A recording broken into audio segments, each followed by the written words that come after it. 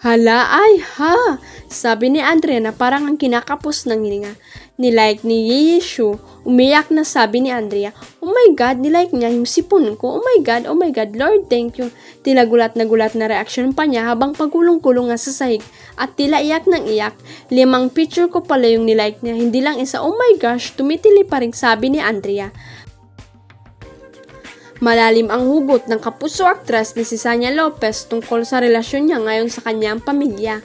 Mukhang may pinagdaraanan nga ang dalaga sa personal niyang buhay base sa naging panayam sa kanya ng Kapuso Afternoon Show na Fast Talk with Boy Abonda, June 12.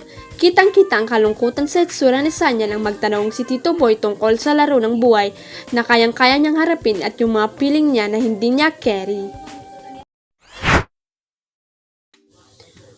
Tugon ng Kapuso star, "Kaya ko yung laro na lahat kami magkakaiwalay sa ngayon dahil alam naming may mangyayari in the future na maganda." Sundot na tanong ni Boy, "What do you mean by that? Magkakaiwalay kami dahil alam naming lahat na may magandang mangyayari in the future." Sigot ng dalaga si King of Top, "Kung baga may mga bagay na kailangan isakripisyo sa ngayon kung hindi kayo magkakasama, but later on alam mo naman na para rin sa ating lang yon. Siguro po yung larong hindi ko kaya yung mga darating sa time na yung buhay. Unti-unti hindi natin alam magkakasama pa rin tayo. Nagkakasakit ba o ano?"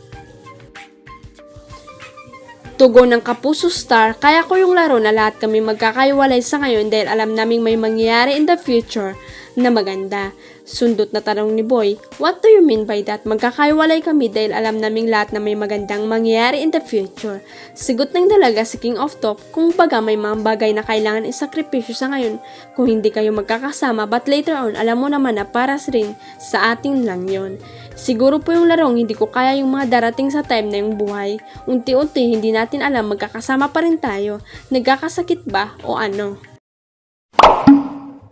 Huwag kalimutang i-click ang subscribe button at i-ring ang notification bell para sa latest at legit chika updates.